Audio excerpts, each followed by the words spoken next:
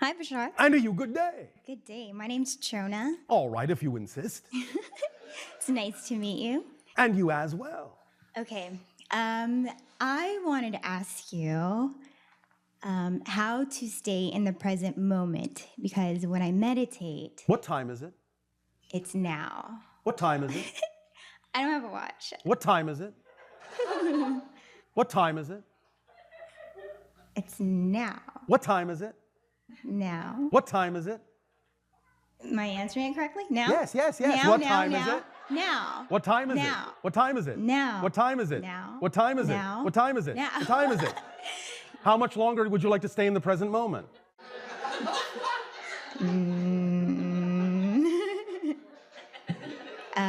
For every moment. All right.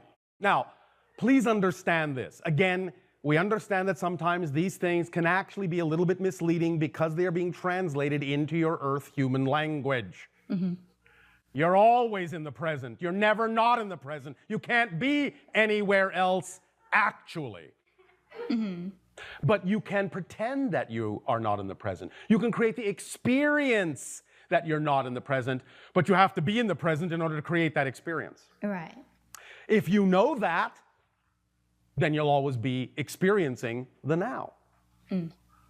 But euphemistically, we have talked many times about the idea that in your terms, the easiest way to do that is by always acting on your highest excitement. Yes? Mm-hmm. Because excitement keeps you in the now. If you live in the now fully, knowing that everything that's going on right now is exactly what needs to be happening, and you're not thinking you're supposed to be somewhere else, you're not invalidating what's going on now, then you'll stay in the now. Because the only thing that's important is what's going on now and what your relationship is to it. Because remember, even what seems to be many different moments are actually the same moment, just from a different point of view. You understand that concept? I do. So you're always actually in the now, Right. but you can play the game to pretend that you're not. But if you know you always have to be in the now in order to play the game that you're not, then you'll remember that you're always in the now. Right. Does this help? It does, but I have to tell you, this is the most exciting thing I've ever had happen right now. Yes. So thank you. And you can use that because what you call memory is also created in the present. Memory doesn't come from the past. You create it in the present. So if you remember this moment that you feel right now, anytime you wish, you'll be in the now. Yes? Because you're creating a vibration that you say is representative right now of the most exciting thing you have ever experienced. Right. So anytime you remember this moment and feel that same feeling, you will then be experiencing the most exciting thing you've ever experienced. Mm-hmm. And when you're in that state, take action from that state. Now, here's another way to look at this, because also we understand again that many times it's all about how you define things. Just because you don't necessarily experience the same sensation all the time doesn't mean you're not experiencing your excitement. Excitement doesn't mean you have to be jumping up and down all the time. Excitement can be a sense of perfect peace and balance. Mm-hmm. So don't assume that just because you're not running around with your hair on fire, don't assume you're not in your highest excitement. Don't let the outer reflection tell you what you are. You determine what you are. Circumstances don't matter. Only state of being does. Yes? Right. So, whatever different form of excitement you may create in your life, all you have to know is that everything that happens must, by definition, be some expression of your joy, some expression of your passion, some expression of your excitement. Because how could it be otherwise? Unless, of course, you choose it to be otherwise. Mm-hmm. Do you choose something to not be an expression of your excitement? You can. But do you prefer that? I always prefer the most exciting thing. Then anything that happens that happens. You must define it as part of your excitement and not an interruption in it. See? Yes? Yes. Because then you'll be able to extract the most exciting effect from it, no matter what's happening, no matter what anyone else's intention in that situation is toward you, which has absolutely nothing to do with you. Yes? Right. Unless you agree that it does. Yes? Yes. So it's all about how you define every experience you have. If you know that every experience is there as a representation of your excitement, then you will always experience it in that way, unless you choose to do otherwise. And that's how you stay in the moment. Okay. Because there is nowhere better to be, is there, than right here and right now with whatever it is that's happening, when you get as excited as a child with everything that happens because you're absolutely fascinated and curious as to why that's happening and what you can extract from it and what you can learn from it, and you don't want to be anywhere else but right here, right now, with exactly what's happening at this moment. Then you will be yourself, living in the now. Does that make sense? It sure does. Does that help you? Yes, it does. Thank you. Thank you.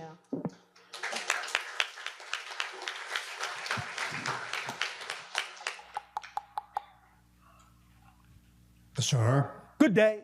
Good day. Good evening. Oh, all right. Good evening. Open-ended question. Open-ended. Can you talk about the light body, the spiritualization of the material body on this earth? Yes. Well, again, the idea, as was expressed to some degree in the transmission that we gave called the 9 levels of consciousness, but put more simply right now for this conversation, is simply the idea that you are a higher frequency energy. That is your natural state in a sense. You are consciousness. And in a sense, it could be said that, again, euphemistically in your language, you densify, crystallize your essence into a particular vibratory pattern that to you represents the experience called physical reality. It's similar, again, by crude analogy, to the idea that what you really are is steam, but you can densify yourself into liquid and densify yourself even further into ice. It's all made of the same thing. It's all energy, it's all consciousness, it's all spirit, if you wish to use that term. But you can create different frequency patterns within your consciousness to give yourself the experience of that crystallization, that densification, to have a different kind of experience of yourself that you call physical materialization, which is simply all going on within your consciousness. Does that answer your question? I'm not sure. Oh, all right. In whatever direction would you like to take this, perhaps, to gain more clarity? Well, as I understand it, the spiritualization of the material body is something that we're all, or almost all, going to go through as we go on into the enlightened years or the golden age. And Are you talking about the idea of ascension? of the one? Ascension? Where you raise your vibration back up. Ascension into, and Yes, well, that's in just the raising your physical. vibration back up. That's just expanding your consciousness again out beyond the parameters of the physical focus. When you talk about these ideas of physical body and light body, understand those are just analogies. That's not actually what's happening mechanically. It's just an analogy. It's just your interpretation. It's just a symbol that you've created in physical reality. You can experience it that way as if you have a light body, an astral body, a mental body, causal body. You can have that experience, but that's not actually what's happening. You're just a consciousness.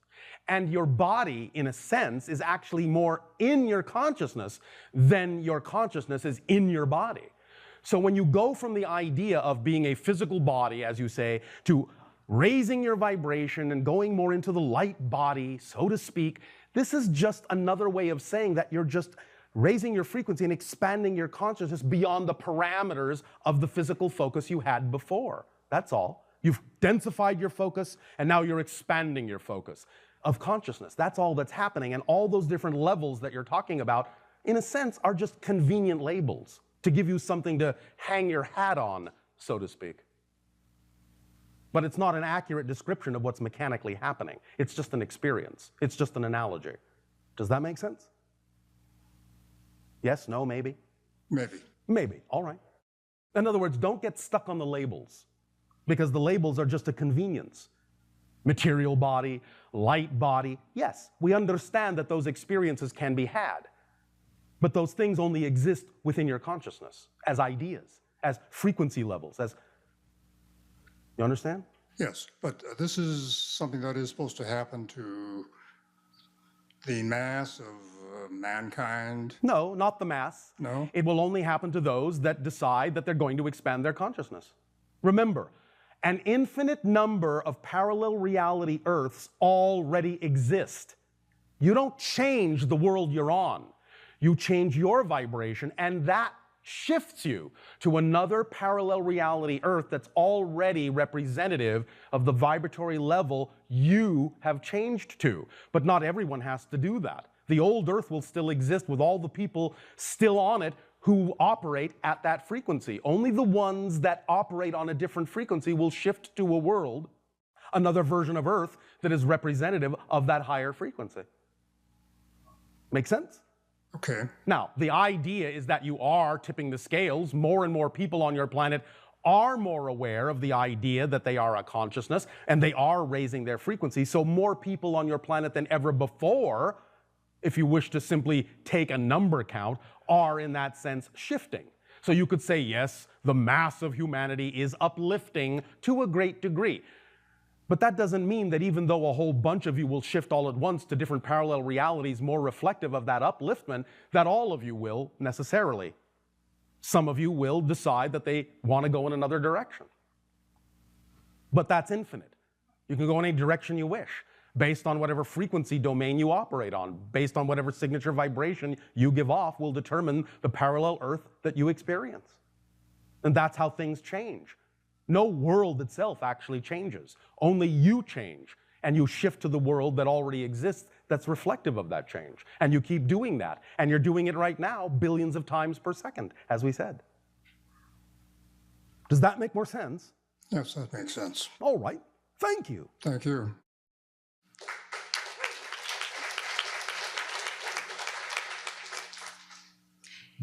Good evening, Bashar. And to you, good day. This is my very first time all being right. here in person with you, so bear with me. I have, Bear with you. yes. You have a bear with you. No, that's just the saying. No, okay? all right. All right, here. Okay, here is my first question. What do you think we can expect to happen after December 21st, 2012, in our global consciousness, in our economy, in our politics here in the United States of America, and how can these three areas affect the rest of our planet? Thank you. You are welcome. To answer your first question, you can expect absolutely nothing. What? Remember, if you have been paying attention to what we said about acting on your highest excitement, Yes. the whole formula is this. Because we understand that many of you lock onto the excitement part and forget the rest of the formula. Oh.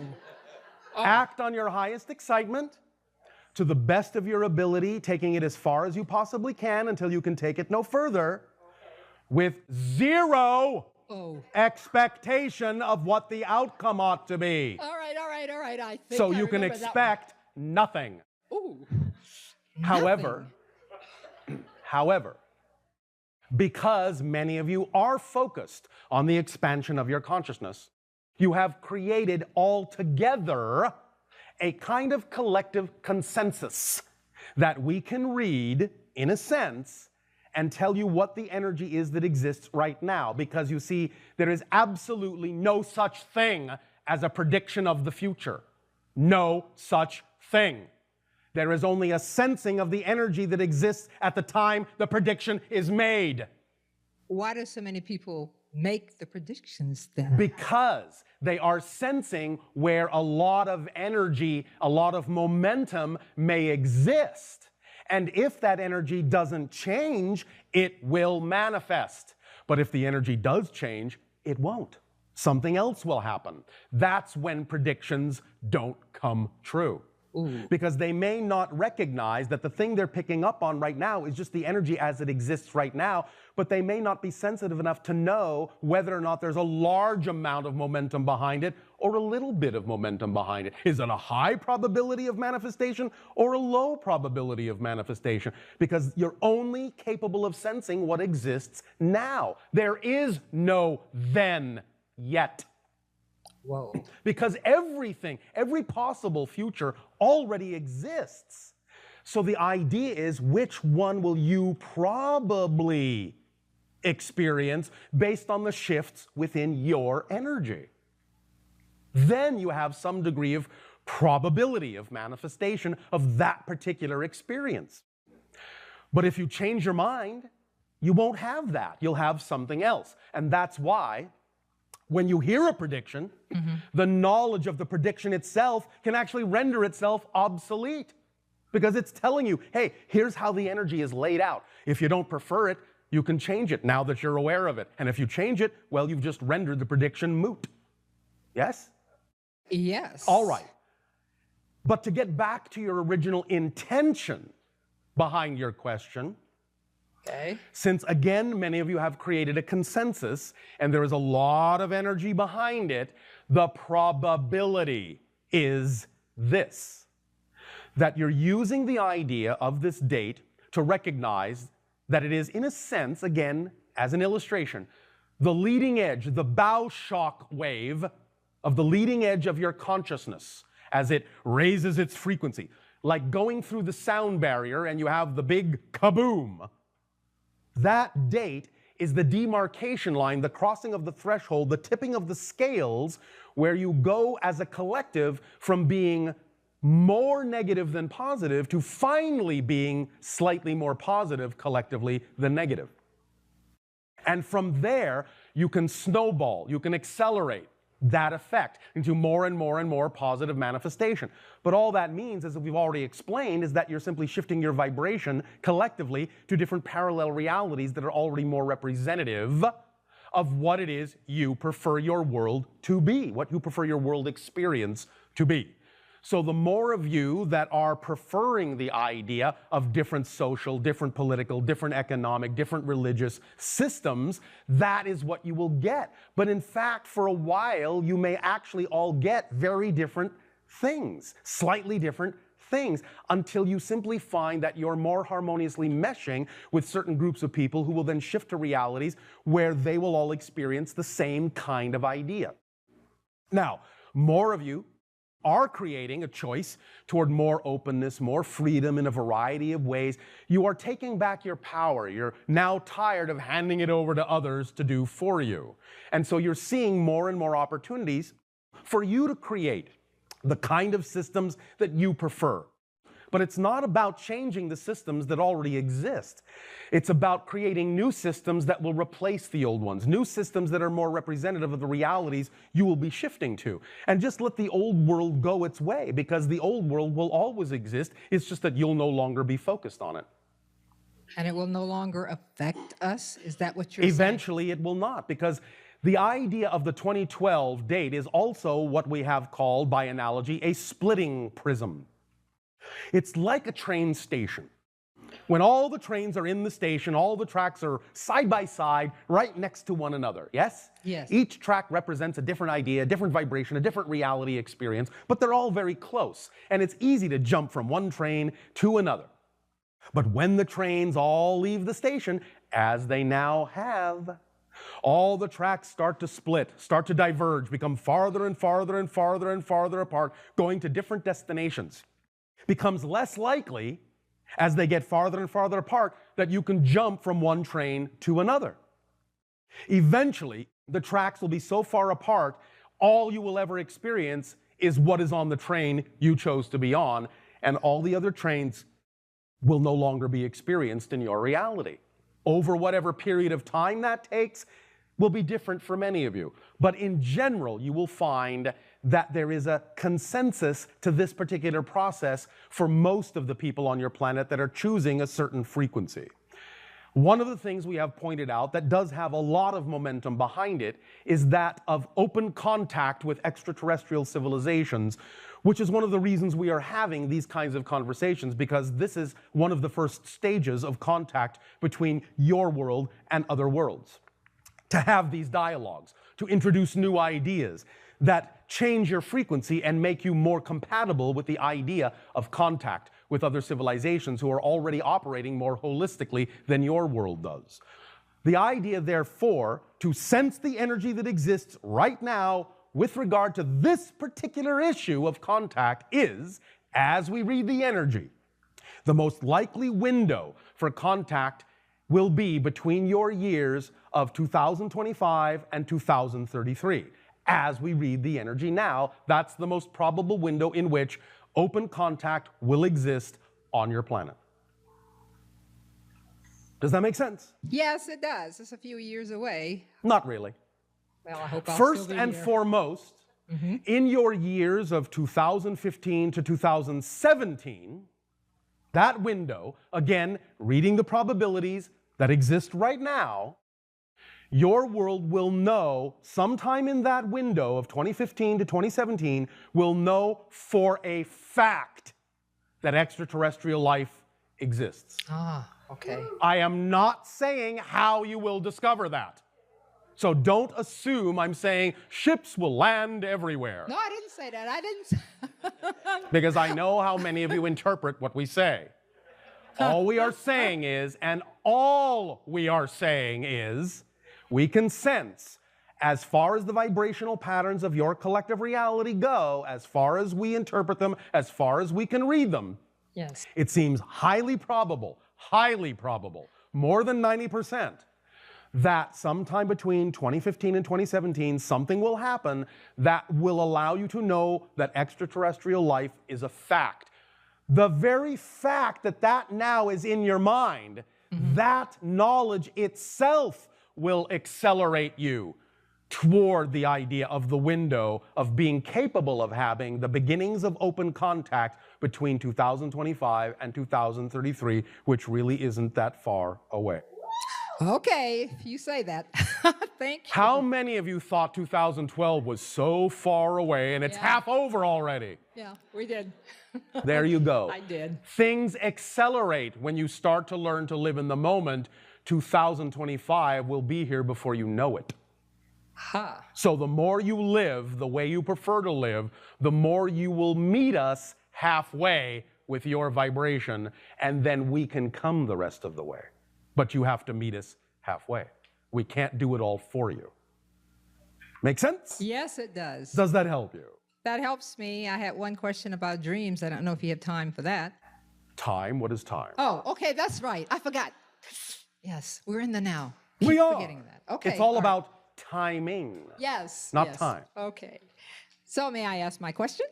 That was a question. Oh, okay. So now you have to ask another one. Oh, okay. That was fast. All right. The question is, I really focus a lot on dreams. I'm intrigued by them. all I'd right. like you to answer something for me. Yes. A few years ago, I dreamed I was a poet, and I woke up and began writing. All right. Then I began channeling Yes. poetry, Yes. and I have several books. Yes. I have very intense dreams now, and sometimes they seem so real. They are real. But when I wake up, Yes. sometimes I record them. Yes. And I can understand some of the messages, but there are others Yes. that are really gnawing at me, and I don't That's because understand what as they mean. any poet, you need some mystery along with the answers.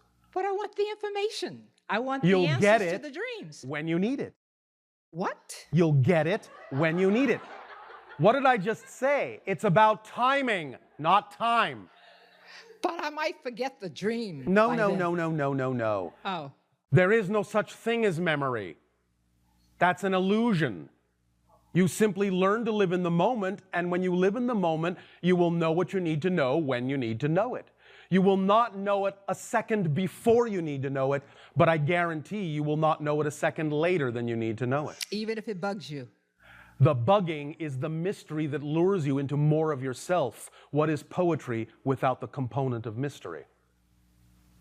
Yes.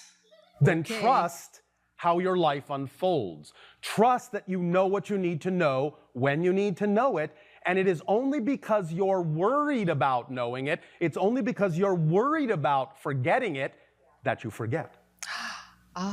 Relax. That makes sense. Relax. Whoa, okay. All the appointments have already been made. You will keep every single one of those appointments, whether they are with a person or with information or knowledge of any kind. You will keep all of those appointments that you have laid out for you in your life, with one exception. You will never keep an appointment if you spend your time worrying that you'll miss it. Oh, okay. So if you just relax and trust how your life is unfolding and work with what you get when you get it and not worry about what you're not getting, you will then get what you need. Whoa, thank you. Thank you. Yes. Let life work. You don't have to make it work. It already works just fine. All I'm right? so blessed. Thank you so much. Thank you, and pleasant dreams. Okay.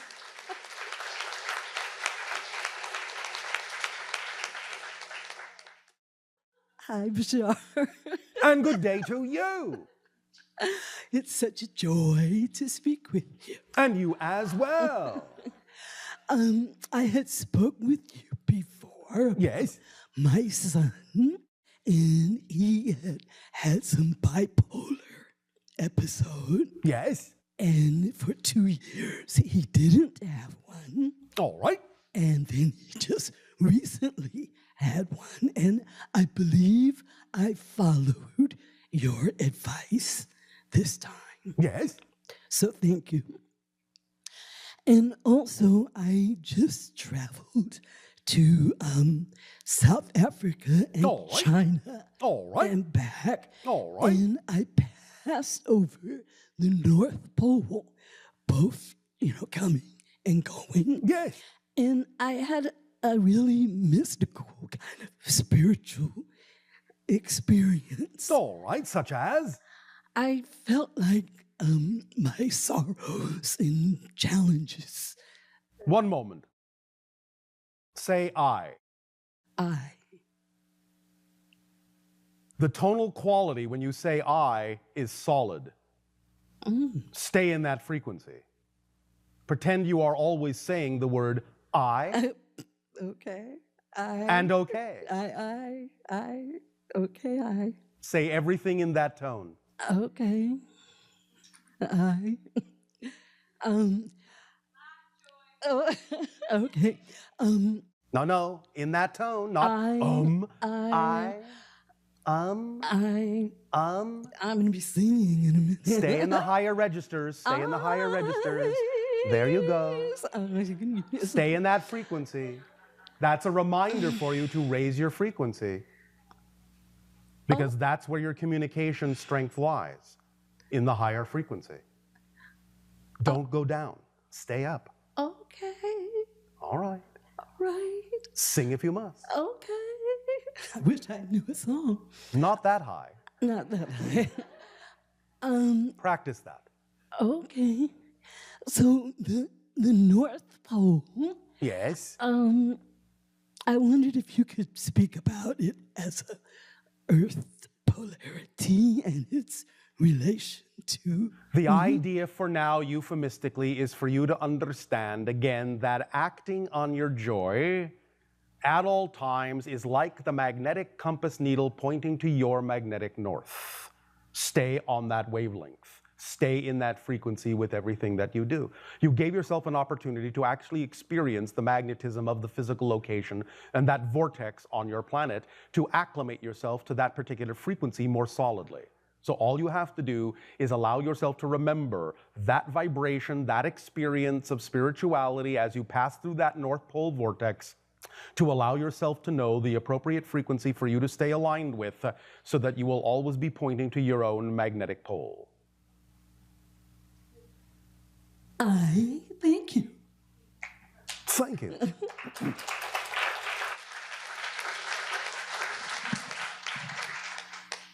Hello, Bashar. And a you good day. Good day to you too. Pip pip. Pip pip hooray. It's so wonderful to be here. I want to thank you so much for the citation transformation. I had such a great time, and I appreciate all that you've brought in. And All right. today I'd like to ask some questions about some of my excitement that I've gotten from being with you. I've created some things, and Yes. gotten some downloads, including the Tribe of Infinite Beauty. All right. I've been practicing and sharing these rights and actually increasing like the synergy amongst groups and having some pretty fantastic transformations. Thank you. Thank you. And I've noticed that more and more people are starting to share these kinds of group rights. Yes. And I'd like to It is hear, a symptom of the expansion of consciousness. I would like to know more about them if you have more to share. More about the rights? About this type of expansion, what the rights are offering, the synchronicities that come when we become our full selves in a group. But you understand this already. I know. I guess I was wondering if there's any more information to help accelerate these experiences. Of course there is more information, which you will discover as you keep expanding. Thank you for that. You want me to spill all the beans? Well, I am from Boston. Beantown, so we like the beans spread around. All right.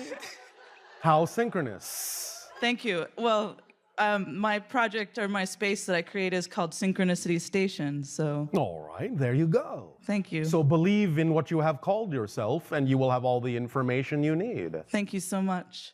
Well, it's up to you. I didn't do it. Oh, well, thank you're me, welcome Thank anyway. me so much. Thank you. I've also noticed that I've encountered a being, or perhaps a part of myself, Yes. called Rainbow Eagle Woman. Yes. I know some things about her, but there are some things that are mysterious, which Such as? she seems like I've noticed that a lot of people have been in bringing in this presence of the rainbow eagle. Yes. and I Because wonder it's if- representative of the idea of the full spectrum of vibrations. And thus, then, by combining the full spectrum, you rise higher and have the viewpoint of the eagle. That's the symbology. Oh, thank you. And there's another synchronicity. When I was in England, I was actually experiencing something like the concerts that you have. Yes. There was a gentleman named Tareth who did a ceremony where he was bringing those for the group to experience these tones. And so Yes. that would be, so we really do have the opportunity to experience these concerts. Of course you do. You just have to listen in a different way. And that's the secret for this. It's not a secret at all. I just told you. You did. There I go, spilling your beans. Thank you. Well, it's been a lot of fun interacting with you, so thank you so much. Thank you. Hello, Bashar. And a you good day. Speak up, speak up. My question is related to open contact and how you use dreams Yes. and as a barometer of how. We use how you remember yes as how- a barometer. how we recall Whether you dreams. recall in dreams or otherwise is not so much the issue. The rate at which you remember that many of you have already had contact gives us the barometer for when you're ready for more contact. So I'm curious about some of the, I guess, agreements behind that. When Yes. as we're remembering these Yes. experiences through Yes. dreams, does this happen at the level of agreement with our higher mind Yes. that we're deciding, okay, now Through is the template level reality, the template level being that blueprint reality that you utilize to structure your physical reality experience. But the higher mind is involved in doing that. okay? So it's a collective Yes. decision to say, Yes. okay, now okay. Even though the physical mind, in a sense, may not always remember that. Okay. And so what you're checking then is you're aware of that. It's not necessarily something that we have to communicate to any other being No. outside of ourselves. This is No. just naturally sort Yes. of, okay. In a sense, it's like suddenly all waking up one day and realizing that without even knowing it, you all know the same thing. And then, It's the biggest secret that's no secret at all, eventually. okay. And then as we remember them through dreams, Yes. does that eventually shift into more conscious memory? It does. Okay. Because the more you remember, you will get a reflection, more and more reflections in what you call your physical reality, that was real in its own terms, even though it may have taken place in a slightly shifted dimensionality space. So I wanted to ask about one of my dreams. Yes. I was on a planet where it seemed as though the oceans, they kept the shape, the water of the oceans kept the shape of as though they look like the oceans here, Yes. but they're sitting on top of the ground and somehow still holding that shape. All right. Are you aware of this? And is my memory correct on this? You're having an experience in a slightly altered dimension of reality. It is not exactly in your physical universe, but in the idea of some of the higher planes where you're playing around a little bit with exactly how to represent the recreation of your world. In other words, you're playing around in the template level reality. You just didn't put the ocean quite back where it belongs. Okay. But it's showing you that you have the ability to rearrange these things. It's showing you that you're working with the blueprint, and that if you simply rearrange the blueprint, the physical reality will follow suit, no matter how strange that may look. Okay. And remember that the idea of the water being above ground is also representative in many ways of emotionality being more on the surface. Okay. All right. More transparent. Oh, okay. I woke up this morning, and I'm not quite sure I'm going to get this question out correctly, but it just, for some reason, it seems important to ask this. All right. So the idea that everything exists already. Everything exists. The structure already exists completely. Okay. The experiences of it from different points of view are what's new. And that's what I wanted to ask about, the experience. Yes. Okay. It's a different perspective of the structure. Right. So if there's no past, there's no time, and everything. Well, there's the experience of time, but it doesn't actually exist as a mechanism per se within the structure. But the structure can give rise to that experience, that illusion. So if we're creating all of these experiences Yes. based on perspective, Yes. okay, do every experience that can be had, does that also already exist? No. So wouldn't that be something new in all that is? That's what I said. The structure already exists. What's new are the experiences. That's the act of creation expanding. So how does that fit? I'm not making the connection. How does it fit in all that is already is all that it is? It is all that it is. But we're creating new. But it's having the experience of becoming all that it is. So all experiences don't exist yet. No. Okay. I have to kind of play with that Speaking one. from the linear perspective, no. Speaking outside of time, yes. But speaking from the linear perspective, no, they don't. Okay. Because you're having these experiences, you're creating these processes, you're creating the experience of transformation, learning, and growth from within the framework of space-time. And from within that framework, they don't all exist. Within the one they do, but not within the idea of the experiences within space and time. Does that make sense in your language? It might not. No, I think I get that. I get that in the context of. It's all about context. It's all about perspective. It's all about your point of view. But it is the experiences that are the actual experience of all that is creating itself, discovering itself for the very first time, even though everything already exists. Remember, some of the difficulty you may be having in understanding this is the human mind's insistence on things being this or that, when in fact it's this and that. Okay. So it all exists and it doesn't. Yeah. Now you are dealing with absolute cutting edge creation when you're discussing this idea. And that's why there may be a little bit of difficulty in the translation of this concept into your language. Everything already exists, but the experiences don't, yet they do. Mm-hmm. Right.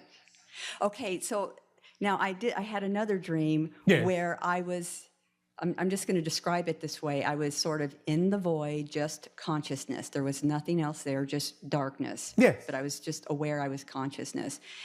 And well, at first I wasn't even aware that I was consciousness. I just sort of was there. Yes. And then thoughts, that's not the right word either, but sort of thoughts were Yes. flowing through my consciousness. Yes, reflections. And I was watching that manifest into the void. Yes, They're sort of yes, floating yes, out yes, there. yes. And as I'm sort of watching this, Having your own little mini Big Bang. yes. And so I'm doing this, and as soon as I went to sort of naturally reach out to one, it at that point, my personality construct, my ego construct, it got involved and went like, holy crap. Sorry. And I immediately left that state. That's all right. and Crap I was- can be holy. But the thing that was interesting about that, because it brought me fully back into my body, but just prior to that, Yes. I experienced this overwhelming fear, fear's not quite right, but it's fear of just this power, Yes. how could I Yes. do this? Yes. Well, that's the, again, physical ego structure attempting to come to terms with something it can't possibly contain. The vibration you're referring to as fear is simply the border beyond which the ego can't cross. It has reached its capacity to contain that experience and feels that if it is pushed farther, it will be annihilated, it will explode. Because it is simply not built to contain the experience to that degree. That's all. You were simply feeling the vibration of the borderline between your physical reality and your non-physical self. And how, in a sense, grand you actually really truly all are. Okay. That's why we say, if you truly experienced right now as a physical being the degree of ecstatic energy that you actually are, you would explode. Yeah, I could see that after All that. right. Okay, one last thing. And it's another dream. And I was with my brother, and it was at night, and we were in this area where there were a lot of people in a stadium. It was an open outdoor stadium. And I look up in the sky, and I see ships, UFOs. Yes.